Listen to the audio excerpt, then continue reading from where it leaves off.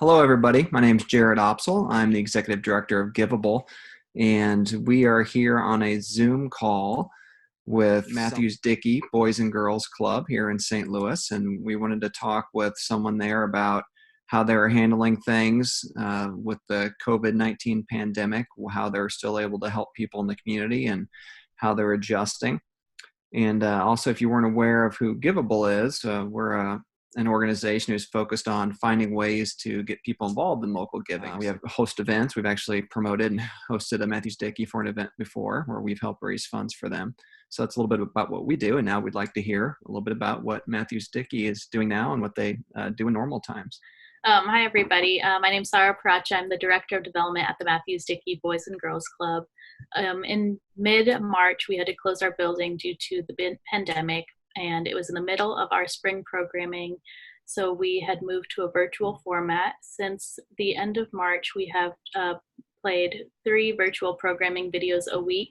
2 of them are related to either athletics, arts, education, and then 1 we do a live video on character development and leadership. And we have also began to do some weekend meal distributions to the community because we noticed that there were a lot of meal distributions that were happening throughout the week with the school systems and the libraries. So we've been doing on weekends, we go to either neighborhoods or we distribute at Mathews-Dickey. It can be a walk-up or a curbside pickup. And we're moving forward to doing some grocery deliveries with some non-perishable items for the families in the future, and also continuing to do the virtual programming until further notice. Could you talk to me a little bit about how you're communicating that you have this virtual programming to the people that you normally would serve if they're walking through your door or you're seeing them out in the community in person? Like, how did you shift so they knew this was available to them? Our team had individually called all of our members. So over 1,500 phone calls were made to people to make sure that they know of our meal deliveries, that they know about our virtual programming, and also we used that as a time to connect them with any other resources that they needed, any other, if they needed help with some housing or financial stability, there was help from United Way 211 that we connected them to. There is a challenging piece, during the school year, we noticed this too, that there's a technology or digital divide, as we've heard. So getting to kids who might not have access to technology or access to Wi-Fi at home continues to be a challenge. The school system has helped with giving some support in terms of technology, and companies like AT&T and Charter are stepping up with some affordable options for families.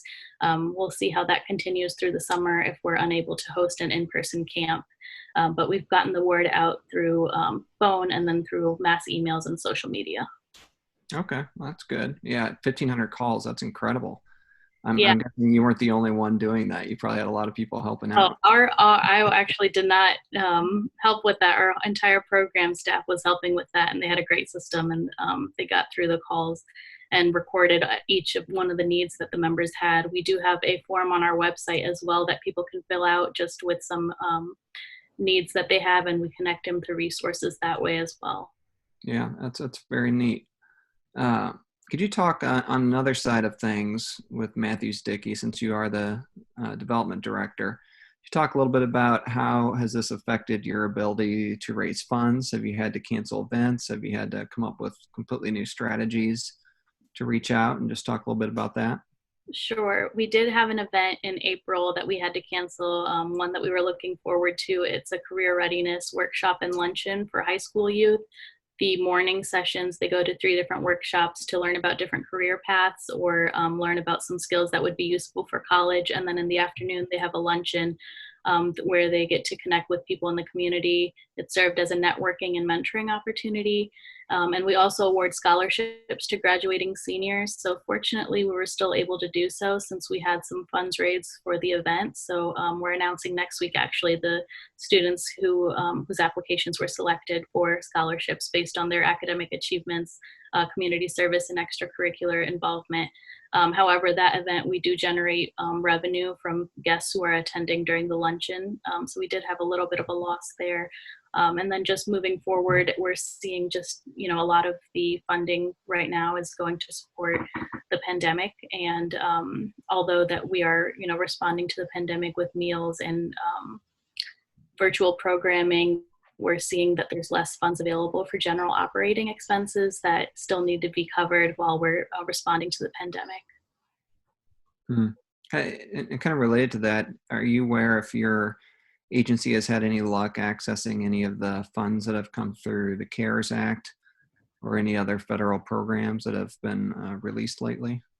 Yes, we actually we have benefited from the CARES Act, and also we've gotten support from the community to support some of the response efforts that we are doing. So so we have been fortunate with that. Oh, that's good to hear. Yeah. Right.